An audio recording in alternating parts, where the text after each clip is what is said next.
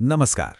एक सवाल जो अक्सर मन में आता है कि इतनी भक्ति, इतनी पूजा पाठ के बाद भी जीवन में संघर्ष कम क्यों नहीं होता। तो आज हम श्री हित प्रेमानंद गोविंद शरण जी महाराज के एक प्रवचन से इसी तरह के कुछ गहरे सवालों के जवाब ढूंढने की कोशिश करेंगे। और देखिए, प्रवचन की शुरुआती एक बहुत ही दमदार, एक बहुत ही रिलेटेबल सवाल से होती है। सवाल है, मैं भगवान का नाम तो जपता हूं पर फिर भी गरीब हूं, ऐसा क्यों है? ये एक ऐसी दुविधा है ना, जो हमें सीधे महाराज जी की फिलॉसफी के, उनके दर्शन के कोर में ले जाती है। तो इस सवाल के जवाब में महाराज जी सबसे पहले कहते हैं कि रुको, पहले ये समझो कि धन क्या है। मतलब हमें अपना पूरा नजरिया ही बदलना होगा। क्या अमीर होने का असली मतलब वही है जो हम आज तक समझते आए हैं? चलिए इसी भ्रम को थोड़ा तोड़ते हैं। महाराज जी ना सांसारिक और आध्यात्मिक धन का जो फर्क है उसे कमाल की एनालॉजी से समझाते हैं। वो कहते हैं, सोचो आप किसी दूसरे देश में गए, वहां खूब पैसा कमाया, खूब संपत्ति बनाई, लेकिन जब आप वापस अपने देश लौटेंगे तो क्या वो सब साथ ला पाएंगे? नहीं, वो सब वहीं छूट जाएगा। ठीक वैसे ही ये दुनिया की दौलत है। मृत्यु के बाद सब यहीं रह जाता है। साथ अगर कुछ जाता है तो वो है सिर्फ भगवान के नाम का धन। और इसी बात को देखिए, संत कबीर ने कितने साल पहले कह दिया था। उनका ये दोहा, कबीरा सब जग निर्धना, धनवंता नहीं कोई। मतलब महाराज जी हमें याद दिला रहे हैं कि असली अमीर वो नहीं है जिसके पास दुनिया की चीजें हैं। असली धनवान तो वो है जिसके पास राम नाम का खजाना है। यही वो दौलत है जो कभी खत्म नहीं होती, जो हमेशा हमारे साथ रहती है। तो ठीक है, हमने असली धन को समझ लिया, लेकिन इसके बाद अगला स्टेप क्या है? अगला कदम है जीवन में आने वाले सुख दुख को स्वीकार करना। और यहीं से शुरू होता है समर्पण की शक्ति का चैप्टर।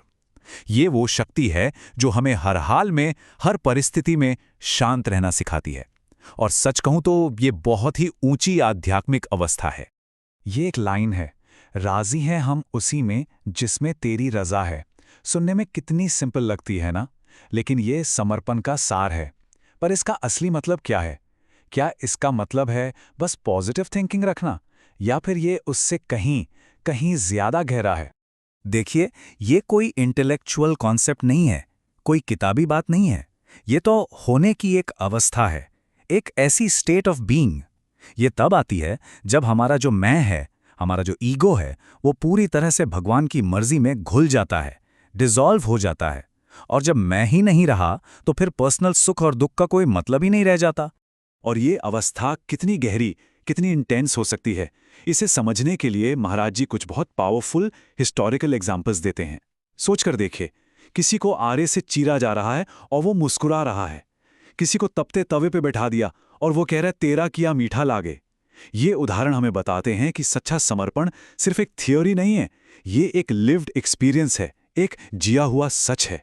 जो अब सवाल ये उठता है कि अच्छा ये सब तो ठीक है, पर इस अवस्था तक, इस लक्ष्य तक पहुंचें कैसे? रास्ता क्या है? तो यहां महाराज जी बहुत प्रैक्टिकल बात बताते हैं। वो कहते हैं कि देखो, हर इंसान का स्वभाव, उसका टेम्परामेंट अलग होता है, इसीलिए सबके लिए रास्ते भी अलग अलग हैं। तो मोटे तौर पे 3 मुख्य रास्ते हैं। पहला है कर्मयोग। ये उनके लिए है जो एक्शन ओरिएंटेड हैं, जिन्हें कुछ करना पसंद है। दूसरा है भक्ति योग। ये उनके लिए है जो दिल से सोचते हैं, जो इमोशनल हैं। और तीसरा है ज्ञान योग, जो एनालिटिकल माइंड वालों के लिए है, जिनकी बुद्धि बहुत तेज है। तो मतलब अपने स्वभाव को पहचानो और अपना रास्ता चुन लो। लेकिन अब एक बहुत जरूरी, एक बहुत ही प्रैक्टिकल सवाल आता है।